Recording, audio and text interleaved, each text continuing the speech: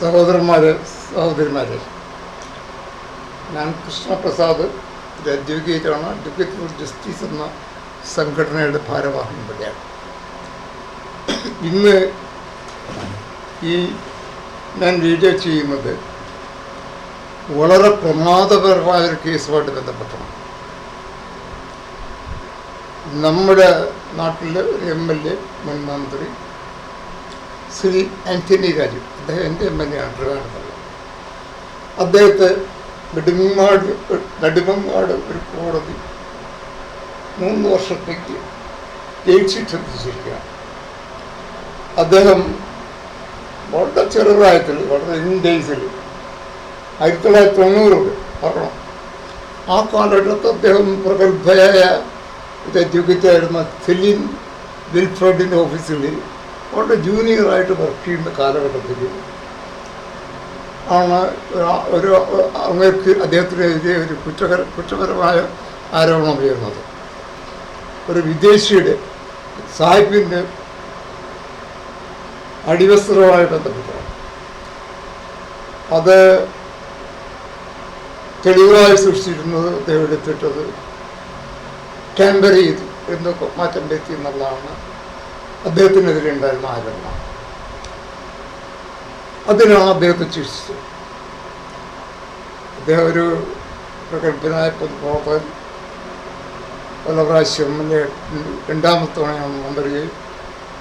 അപ്പം അങ്ങനെയുള്ള ഒരാളുടെ സ്വഭാവത്തെയും വിശ്വസിനെയൊക്കെ ബാധിക്കുന്നൊരു കാര്യം എന്നുള്ളതിലേക്ക് സൂക്ഷ്മമായി പഠിക്കേണ്ട കാര്യം നമുക്കുണ്ട്. നമ്മുടെ ഇടയിലുള്ള ഒരു അഡ്വക്കേറ്റാണ്, പ്രഗത്ഭനായ ഒരു രാഷ്ട്രീയ നേതാവാണ്. അദ്ദേഹത്തെയാണ് ഈ ശിക്ഷയ്ക്ക് വിധേയമാക്കിയത്. ഇനി അത് ശിക്ഷയെപ്പറ്റി പറയുമ്പോൾ നമ്മൾ പറയേണ്ടത് ആര് ശിക്ഷിച്ചു, എന്താണ് തെളിവുകളൊക്കെ പരിശോധിച്ച് കാണും കോടതി. പക്ഷെ ആ തെളിവുകൾ പരിശോധിച്ചപ്പോൾ വേറൊരു വലിയ പ്രശ്നം വിട്ടുപോയി കോടതി. ഈ സംഭവം നടക്കുന്നത് 1994 90 ആ 90 നടക്കുന്നത് രജിസ്റ്റർ ചെയ്യുന്നത് 94 കേസ്. അത് 94 ഒരു നിയമാനുസൃതമായ ഗവൺമെൻറ് ഉണ്ടോ ഇല്ലെന്നുള്ള കോടതി പരിശോധിച്ചിട്ടില്ല. നിയമാനുസൃതം എന്ന് ഞാൻ പറയുന്നത്, മന്ത്രിയാകുന്നത് നിശ്ചിതമായ ഒരു സത്യവാചകം എടുത്തുകൊണ്ടാണ് ഭരണഘടന പറയുന്നത്. ഈ ഭരണഘടന നിഷേധിച്ചു, എന്താണ് ലംഘിച്ചു, സത്യവാചകം ലംഘിച്ചു എന്നൊക്കെ പറയാറുണ്ട് ആളുകൾ. ചില സമയങ്ങളിൽ രാഷ്ട്രീയമായ പ്രശ്നങ്ങളിൽ ഇവർ പൊതുപ്രവർത്തകരൊക്കെ ഉപയോഗിക്കാറുണ്ട്. പിന്നെ ഉന്നതമായ നേതാക്കന്മാർ വരും കേരളത്തിൽ. അവർ എന്താണെന്ന് ഭരണഘടന, എന്താണെന്ന് സത്യവാചകം അറിയാതെ ഇതൊക്കെ പറയണം. ഇവിടെ ഈ 94 ഇതെന്ന് പറയുമ്പോൾ നമ്മളിവിടെ, ഞാൻ സെക്രട്ടേറിയറ്റ് ഉദ്യോഗസ്ഥനായിരുന്നപ്പോൾ ഒരു സംഘടനയുടെ പേരിൽ ആ സത്യവാചകത്തെ എതിർക്കുകയും സത്യവാചകത്തിന് തെറ്റായ സത്യവാചകം, അതായത് അധാർമികമായ സത്യവാചകം, പക്ഷപാതം കൂടാതെ ഉള്ളതിന് പകരം സ്നേഹം കൂടാതെ ഇരിക്കുക എന്ന് ഒരു സത്യവാചകം എടുത്തുകൊണ്ടിരുന്നു.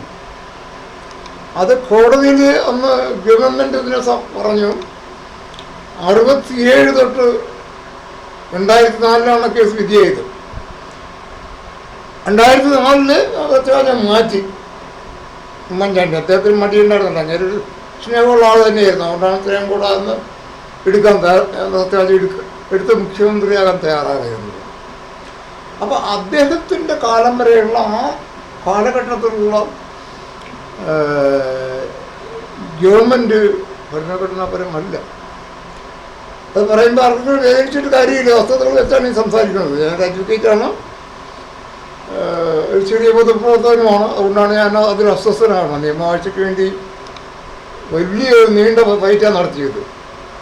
നിയമവാഴ്ച ഇല്ലാത്ത ഭരണം പത്രങ്ങളാണ് അവരെ സപ്പോർട്ട് ചെയ്തുകൊണ്ടിരുന്നത്. ഈ നിയമവാഴ്ചയ്ക്ക് ഉണ്ടാകാതിരിക്കാൻ വേണ്ടി ഒരു സകല പരിശ്രമങ്ങൾ നടത്തി. ആ കേസും ആ സത്യവാചകം, തെറ്റായ സത്യവാചകം പറഞ്ഞവർ സത്യവാചകം ചൊല്ലി ഉടനെ തന്നെ അവർ പ്രത്യേകിച്ച് എല്ലാവർക്കും മുഖ്യമന്ത്രിയാണെന്ന് പ്രഖ്യാപിച്ചു. നിയമമല്ല എറണാകുളമല്ല. അവർ കേട്ട് എന്തോ ഗവർണർ ഓഫീസ് പറഞ്ഞു, എന്തോ തെറ്റായ എന്തോ വാക്കുകൾ പറഞ്ഞു, പണ്ട് മന്ത്രിയാ എന്നൊക്കെ പറഞ്ഞ് ഏഷ്യാനെറ്റ് എടുത്തു പറഞ്ഞു. അവരാണ് ആദ്യം പറഞ്ഞാൽ അവർ പ്രചരിപ്പിച്ചു വിടുന്നത്. ഏത് ശുദ്ധ കൊണ്ടത്തിനാണ് പറഞ്ഞേക്കണേ. ഒരു പത്രക്കാരൻ ചെയ്യേണ്ടത് വെച്ചാൽ വസ്തുതകൾ ശരിയാണോ എന്ന് പരിശോധിച്ചിട്ട് ന്യൂസ് കൊടുക്കാവുള്ളൂ. അതിനെ തുടർന്ന് വിഷ്വലുള്ള പെണ്ണ് മീഡിയ എല്ലാം അവരെല്ലാം മന്ത്രിമാരാക്കിക്കൊണ്ടിരിക്കുകയാണ് കുറെ കൊല്ലങ്ങളായിട്ട്, പതിറ്റാണ്ടുകളായിട്ട്.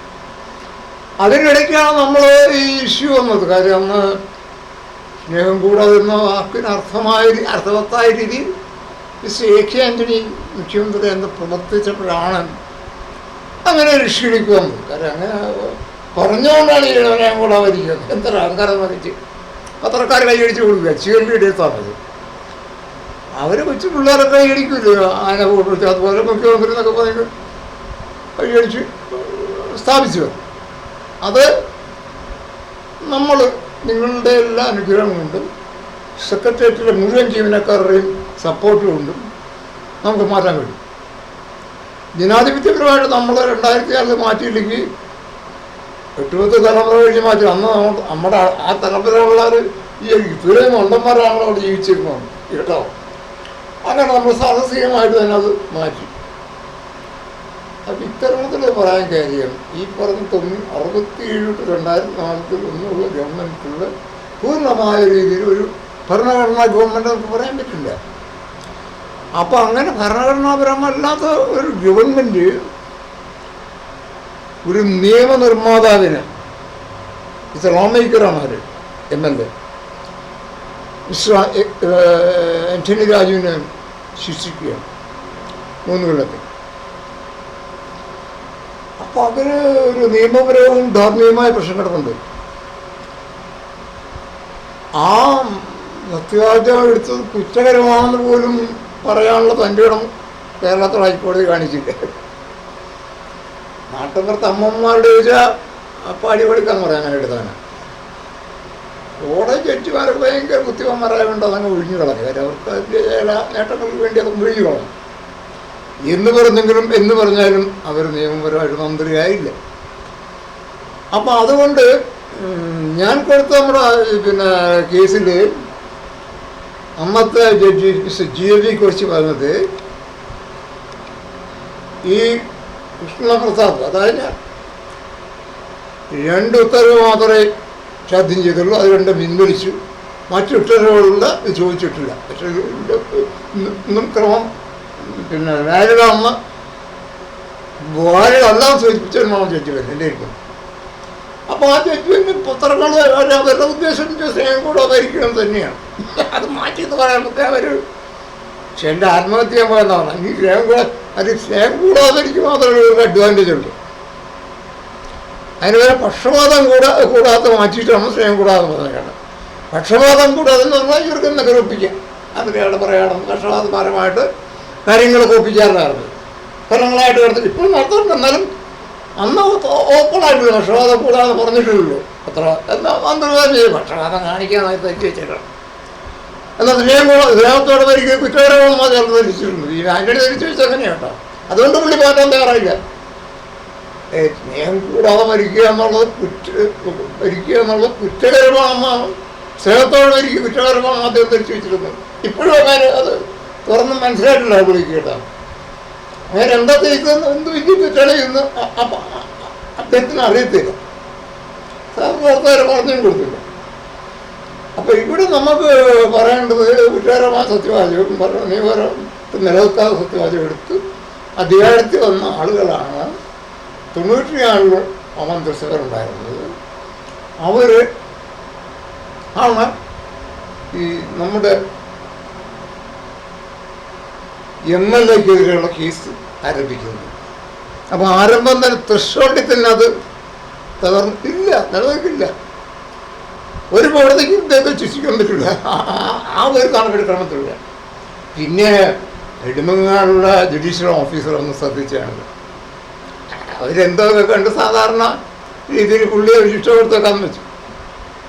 അങ്ങനെ ശിക്ഷിച്ചിട്ടിപ്പോൾ അദ്ദേഹം അപ്പീൽ ഉപയോഗിക്കുക. അപ്പം നമ്മളിവിടെ ഒരു നൈതിക പ്രശ്നം, ഒരു നിയമപരമായ പ്രശ്നം അദ്ദേഹം കുറ്റം ചെയ്തോ ഇല്ലെന്നുള്ളതിനെപ്പറ്റി ഞാൻ പറയാനാവുള്ളൂ.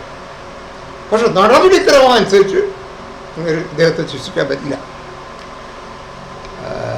ആർട്ടിക്കിൾ 21 നിങ്ങളുടെ പലർക്കും അറിയാം. ഭരണഘടനയെ പറ്റി ധാരണയുള്ളവരാണ് കേരളത്തിലെ നല്ല ശതമാനം ആളുകൾ. അത് ഏറ്റവും പ്രമാദമായിട്ട് ആർട്ടിക്കിൾ 20 പറയുന്നത്, അനിശ്ചിത 21 പറയുന്നത്, ഒരാളുടെ ജീവനോ സ്വാതന്ത്ര്യമോ എടുത്തു കളയാൻ പറ്റില്ല. എങ്ങനെ? ഡ്യൂ പ്രോസസ്സിലൂടെ അല്ലാതെ. ഇവിടെ ഡ്യൂ പ്രോസസ്സില്ല, ശരിയായ നടപടിക്രമം ഉണ്ടായിട്ടില്ല. നടപടിക്രമം എന്ന് വെച്ചാൽ നിയമാനുസൃത ഗവൺമെൻറ്റാണ് ചെയ്യേണ്ടത്. അങ്ങനെ ഇല്ലല്ലോ. അപ്പോൾ ആർട്ടിക്കിൾ 21 അവിടെ നിഷേധിക്കുകയാണ് അദ്ദേഹത്തിന്. ഡ്യൂ പ്രോസസ്സിലൂടെ ഉള്ള ഒരു വിചാരണയോ അല്ലെങ്കിൽ പ്രോസിക്യൂഷൻ നടന്നിട്ടില്ല. ആരോ എന്തൊക്കെ പറഞ്ഞ് ജഡ്ജി പറഞ്ഞാൽ എന്നെ ശിക്ഷ കൊടുത്തു. ആ ജഡ്ജിന് എന്നെ നിയോഗിച്ചതാണ് ഭരണഘടനാപരമല്ലാത്ത ഗവൺമെൻറ്റാണ്. പ്രോസിക്യൂഷൻ എന്നെ നിയോഗിച്ച ആരാണ്? അന്ന് ഭരണഘടനാപരമല്ലാത്തൊരു ഗവൺമെൻറ്റാണ് പോകുന്നത്. ആ രജിസ്റ്റർ ചെയ്ത് കേസ് രജിസ്റ്റർ ചെയ്തു. അപ്പോൾ ടോട്ടലായിട്ട് നിയമത്തിൻ്റെ പിന്തുണ ഇല്ലാത്ത രീതിയിലാണ് ആ കേസ് കൈകാര്യം ചെയ്തത്. ഇനി ധാർമ്മിക പ്രശ്നം ഇദ്ദേഹം ഈ കേസിലുണ്ടോ ഇല്ലെന്നൊന്നും പറയാൻ ഞാൻ ആളല്ല. മയക്കുമരുന്നാകുമ്പോൾ പലരും പറയേണ്ടത് കൊണ്ട് ഗുരുതരമാണ് അദ്ദേഹം ചെയ്തത്. അതെല്ലാം മറ്റൊരു ഭാഗമാണ്. ഡ്യൂ പ്രോസസ്സ് നില ഊന്നിക്കൊണ്ടാണ് ഞാൻ അദ്ദേഹത്തിന് വേണ്ടി സംസാരിക്കുന്നത്. മറ്റതൊക്കെ നമ്മുടെയൊക്കെ ധാർമ്മിക ബോധവും പിന്നെ മദ്യത്തിനെതിരും മയക്കുന്നതിനെതിരും എന്നൊക്കെ പറയുന്ന പല കാര്യങ്ങളും സാമൂഹികമായ പ്രശ്നങ്ങളുണ്ട് ഇതിനകത്ത്. അപ്പോൾ അദ്ദേഹത്തിൻ്റെ ഈ പറഞ്ഞ ഈ ഒരു ഇതിൽ അദ്ദേഹം ആരോപണം എന്ന് പറയുന്നത് ഈ തെളിവ് നശിപ്പിക്കണതിൻ്റെ ഭാഗത്ത് ആ പാവപ്പെട്ട സാഹിബിൻ്റെ അന്നേരം കുറച്ച് മണ്ടവറ ഉണ്ടായിരിക്കുള്ളൂ. അത് ഒരെണ്ണം ഉണ്ടാകാൻ മുറിച്ച് കളഞ്ഞത് ചെറുതാക്കി. അത് പരിഹരിക്കാൻ കുറേ അധികം മണ്ടവർ വാങ്ങിച്ചു കൊടുക്കാൻ അദ്ദേഹം തയ്യാറാണ്, നമുക്ക് വാങ്ങിച്ചു കൊടുക്കാം. അത് അവിടെ ഇരിക്കട്ടെ.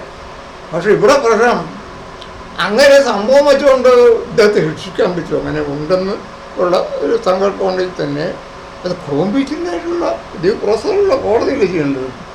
ഇതങ്ങനെ നടന്നിട്ടില്ല. ഡ്യൂ പ്രോസസ്സിലുള്ള കോടതി ഒന്നില്ല.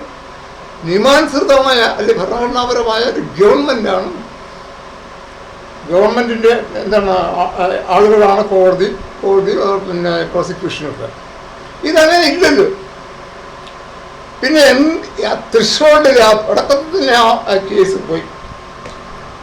പിന്നെ ഇപ്പോൾ 2025 ആയപ്പോഴത്തേനും അദ്ദേഹത്തെ ശിക്ഷിക്കുന്ന ഒരു പ്രായമൊക്കെ 17 വയസ്സായി. ഭാര്യയും കുടുംബമായിട്ട് ജീവിക്കുകയാണ്. നമുക്കെല്ലാവർക്കും അറിയാം, എല്ലാവർക്കും വാർദ്ധക്യമൊക്കെ ആവുകയും സ്വസ്ഥമായിട്ട് ജീവിക്കുന്ന ആഗ്രഹം ഉണ്ടാവും. അപ്പോൾ അങ്ങനെ ചെയ്യുമ്പോൾ ഈ പൂർണ്ണതോതിൽ ഡ്യൂ ഭരണഘടനാപരമായിട്ടുള്ള അദ്ദേഹത്തിനുള്ള അവകാശം ആർട്ടിക്കിൾ 21 അനുസരിച്ച് ഡ്യൂ പ്രോസസ്സിലല്ല പ്രവർത്തിക്കുന്നത്. അത് ഇന്ത്യയിലൊരു കോടതിക്ക് ഒന്നും ചെയ്യാൻ പറ്റില്ല. ഇന്ത്യയിലെ ഒരു കോടതിക്ക് തൊട്ടാൻ പറ്റില്ല, അദ്ദേഹത്തെ ശിക്ഷിക്കാൻ പറ്റില്ല. അത് ശിക്ഷിക്കണമെങ്കിൽ അങ്ങനെയുള്ള ഒരു സാഹചര്യം, ഒരു സദാചാരം മാത്രമല്ല സാങ്കേതികത്വമുണ്ട്. ഞാൻ സാങ്കേതികത്വം തന്നെ ഇതോട് പറയണത്. സദാചാരം വേറെ. വക്കീല് പലപ്പോഴും എടുക്കുന്ന കേസുകളിലെല്ലാം സദാചാരം ആകണമെന്നില്ല, അതൊരു തൊഴിലാണ്. പോസ്ക കേസ് ഇതേപോലുള്ള ഇതൊക്കെ ആരെങ്കിലും വക്കീലിക്ക് വരുമല്ലോ, അതാ തൊഴിലിൻ്റെ ഭാഗമാണ്. അതിനൊന്നും അവരെന്നാ അവഹേളിക്കാൻ പാടില്ല. അതൊരു തൊഴിലാണ്. ആ തൊഴിൽപരമായിട്ട് കക്ഷി രക്ഷിക്കാൻ വേണ്ടി ഏതറ്റവും വരെ പോകും. ഇതറ്റം കൂടിയെന്നാണ് അവർ പറയുന്നത്. കാരണം ഇദ്ദേഹത്തിൻ്റെ എൻട്രയർ കട്ട് ചെയ്തെന്നാണ്. അടിവസ്ത്രം മുറിച്ചതിന് ഇങ്ങനെ ശിക്ഷിക്കുകയാണെങ്കിൽ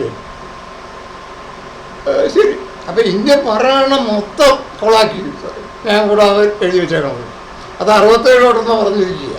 അത് അപ്പം പിന്നെ ആ നടന്നേക്കണം എന്താണ്? അത് ഈ പറഞ്ഞ ഭരണഘടന എന്ന് പറഞ്ഞത് ഒരു വിദേശിയുടെ അടിവസ്ത്രത്തിലുള്ള വില പോലും എഴുതി. ഒരു വിദേശിയുടെ അടിവസ്ത്രത്തിലാണ് എന്തോ മുറിച്ചെന്നോ എന്തോ പറഞ്ഞ് ഇദ്ദേഹത്തിന് ടാമ്പർ ചെയ്തതായിട്ട് കേസെടുത്ത് ശിക്ഷിച്ചിരിക്കുന്നത്. പക്ഷേ ഇത്രയും കൊല്ലങ്ങളായിട്ട് ഇതേപോലെ രാജ്യത്തിൻ്റെ ഏറ്റവും പ്രഷ്യസ് ആയിട്ടുള്ള ഡോക്യുമെൻ്റ്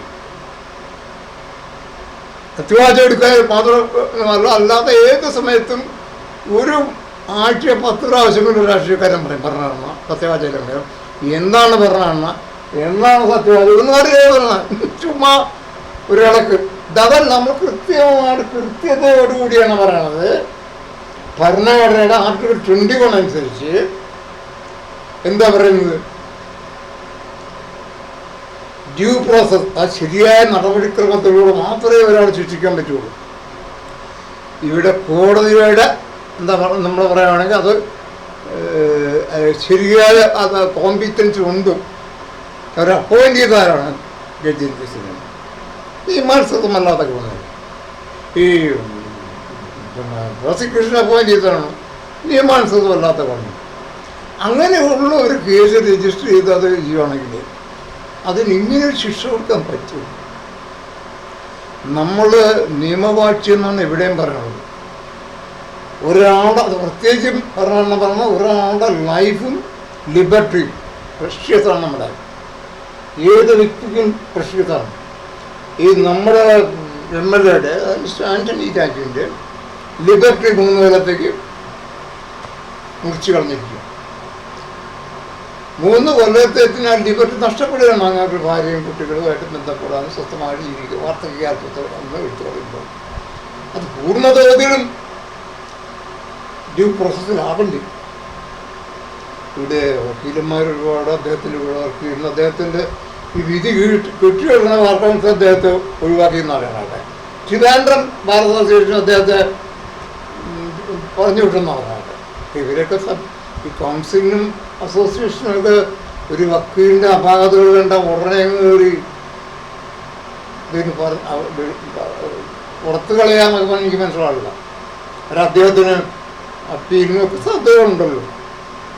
അപ്പോൾ അങ്ങനെ ഒരു ആദ്യം എനിക്ക് തോന്നി ഈ വക്കീലന്മാരുടെ ഇങ്ങനൊരു എന്താ, ഞാനൊരു എഡ്യൂക്കേറ്ററാണെന്നുണ്ട്. ഞാൻ പറയട്ടെ, അതിനകത്ത് എഡ്യൂക്കേറ്റർ ഞാൻ ഈ അസോസിയേഷൻ മെമ്പർഷിപ്പ് തരൂല്ലേ, ബാർ അസോസിയേഷൻ വേണ്ട.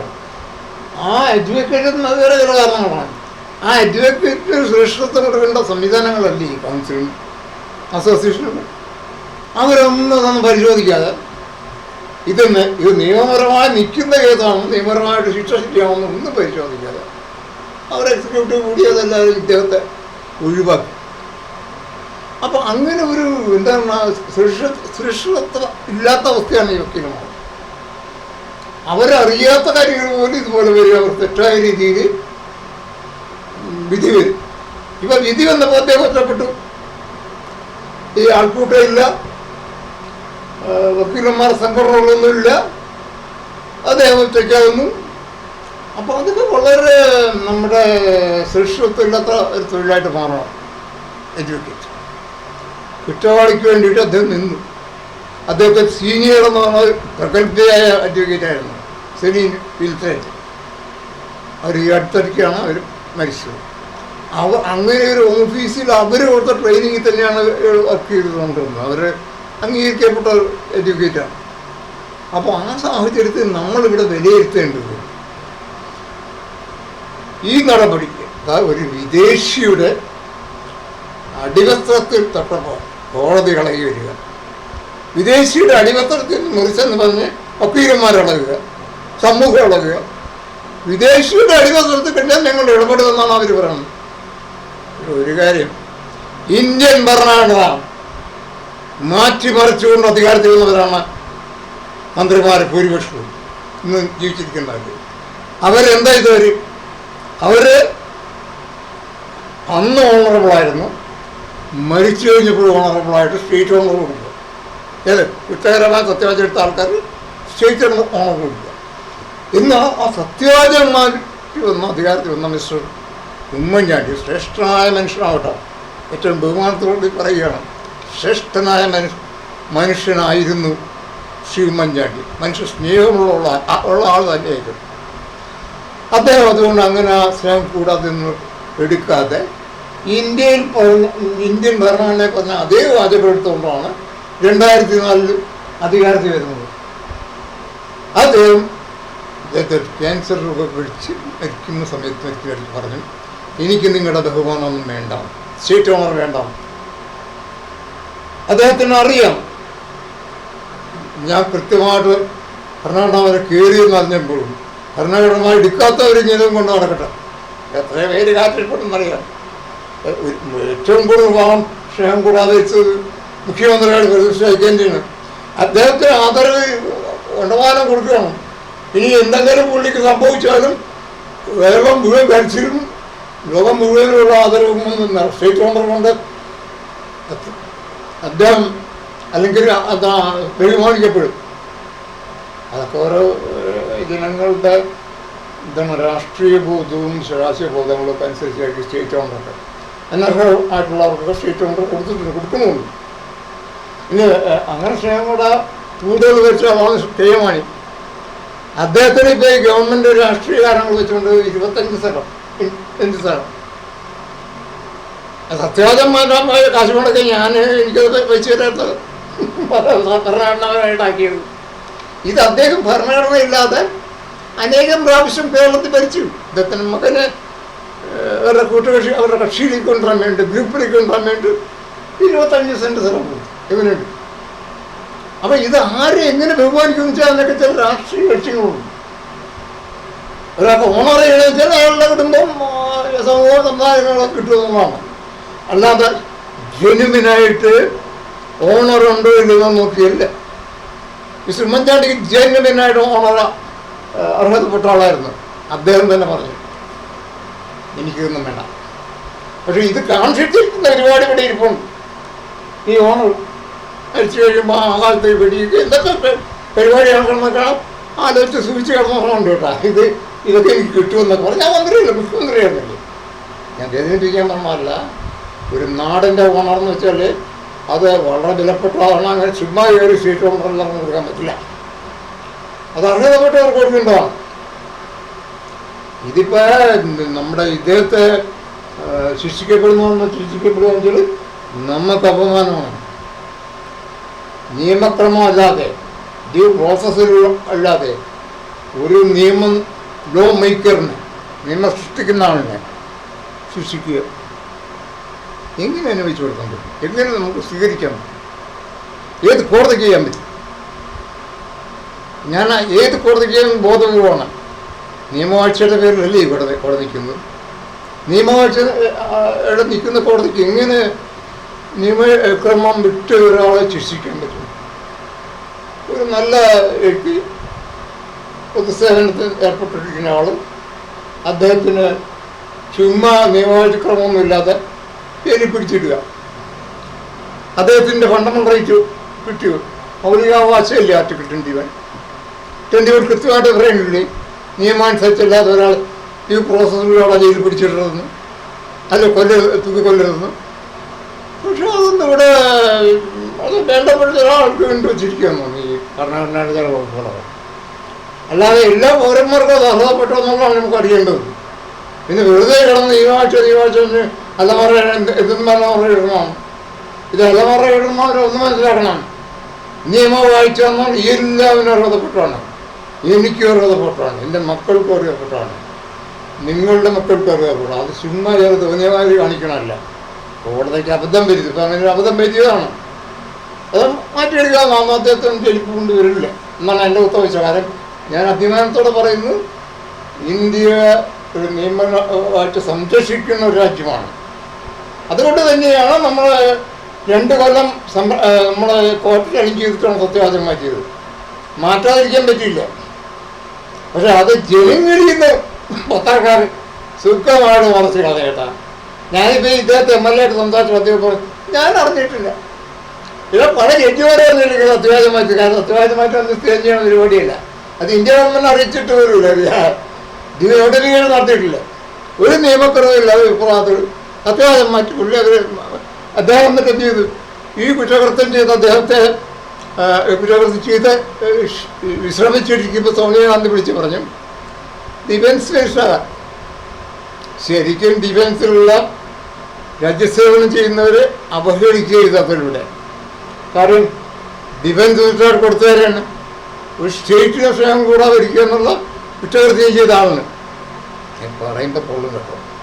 കാരണം ഇതൊക്കെ വസ്തുതകളാണ്, വസ്തുക്കൾ ഇന്നലെ നാളെ വെളിയിൽ വരും. പത്രങ്ങൾക്കൊന്നും അങ്ങനെ എന്നേക്കുമായിട്ട് അവർ തെച്ചു വെച്ച് കഴിഞ്ഞ് ഞങ്ങളെ പിടിച്ചു വെച്ചാൽ ആരും അറിയില്ലെന്നാണ് വെച്ചേക്കണം. ഞങ്ങളിങ്ങനെ ഞാൻ കൃഷ്ണപ്രസാദ് മോശം എന്ന് പറഞ്ഞാൽ എന്നെ ആനോട്ട് എടുത്ത് ഒരുപാട് പേരില്ലേ നിങ്ങൾ പത്രക്കാരെന്നാണ് പറയണ്ടേ. എന്നെ അറിയുന്നവരുള്ള എന്നെ ഞാൻ പെരുമാറുന്ന ആൾക്കാരുണ്ടാക്കില്ല കൃഷ്ണപ്രസാദ് എന്ന വ്യക്തി അറിയാം. അപ്പം നിങ്ങളുണ്ടാക്കുന്ന പ്രചരണങ്ങളല്ല ഒരു നിയമവാഴ്ചയുള്ള രാജ്യത്ത് നടത്തേണ്ടത്, നടക്കേണ്ടത്. നിങ്ങൾ നിയമവാഴ്ചയ്ക്ക് അനുകൂലമായിട്ടല്ല നിൽക്കുന്നത്. ഞങ്ങൾ ഇത് സംബന്ധിച്ച കാര്യം ഞാൻ പ്രസ് കോൺഫറൻസിന് അയച്ചിട്ടുണ്ട്. കാരണം എൻ്റെ ഈ ക്യാമ്പയിനിൽ ഈ നെഗറ്റീവായിരുന്നു നമ്മൾ. ഞാൻ ഈ അത്യാവശ്യത്തിൻ്റെ സംബന്ധിച്ച് പറഞ്ഞാൽ 2002 ഫെബ്രുവരി മാസമാണ് അന്ന് സമരം തുടങ്ങുന്ന സ്റ്റേറ്റ് ജീവനക്കാരുടെ സമരം തുടങ്ങുന്ന അനിശ്ചിതകാല സമരം തുടങ്ങുന്ന സമയത്താണ്. അന്ന് എൻ്റെ സഹപ്രവർത്തക സെക്രട്ടേറിയറ്റിലുള്ള ആരാണ് എനിക്ക് എല്ലാ സഹായം ചെയ്ത് അവസാനം സത്യവാചകം മാറ്റേണ്ട അവസ്ഥയിലേക്ക് കൊണ്ടുവന്നത്. ഈ പത്രങ്ങൾ ഒരു രീതിയിലും ആൻ്റണിയോടെ നുണ പറഞ്ഞു ഈ കേസ് നിൽക്കാൻ വേണ്ടി. 38 ശമ്പളം കൊടുത്തു, പത്രക്കാരിട്ടിട്ടുള്ള ഇത് ഇനിയിടത്തില്ല. അവരിങ്ങനെ ഈ വിഗ്രഹങ്ങളുണ്ടാക്കിക്കൊണ്ട് നടക്കണമല്ലേ പത്രക്കാർ. എൻ്റെ ജഡ്ജി വന്നിരിക്കുമല്ലോ 32 ദിവസം കൊടുത്തു എന്നുള്ളത്. പരാതിയില്ല, പ്രതിപക്ഷത്തിനില്ല, ഭരണപക്ഷയുടെ സംഘടനകൾക്കില്ല, പ്രതിപക്ഷത്തിൽ ആൾക്കില്ല. അങ്ങനെ നിയമോശം മുഴുവൻ തള്ളി തകർക്കുന്നൊരു വ്യവസ്ഥ നിൽക്കുമ്പോൾ നമ്മളെ നിയമവാഴ്ചയ്ക്ക് വേണ്ടി ജനങ്ങളിലേക്ക് ഉണരാനുള്ളൊരു പ്രേരണയാവും നമ്മൾ തയ്യാറാണ്. അവർക്കൊരു പ്രേരണ കൊടുക്കാൻ. ഇവിടെ നിയമവാഴ്ച അവഹേളിക്കുന്ന ഒരു നടപടിയാണ് കോടതിയുടെ ഭാഗത്തുണ്ടായത്. പക്ഷെ അദ്ദേഹം ശരിയായ വേദിയിൽ അവതരിപ്പിക്കുകയാണെങ്കിൽ എനിക്കുറപ്പുണ്ട് minister Antony Raju will be release fully examinated. എന്തുകൊണ്ട്? നിയമക്രമമനുസരിച്ചുള്ള ആരെയും ശിക്ഷിക്കാൻ പറ്റില്ല.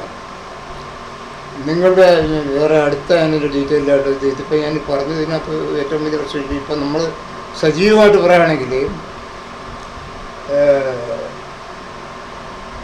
സ്വർണ്ണത്തെ ചെമ്പാക്കിയ വലിയ പ്രശ്നമായിട്ട് നമ്മൾ കണ്ടു. പല എൻ്റെ സുഹൃത്തുക്കളുടെ ആൾക്കാരുള്ളവർ അവർ വിചാരണ നേരിടുകയാണ്.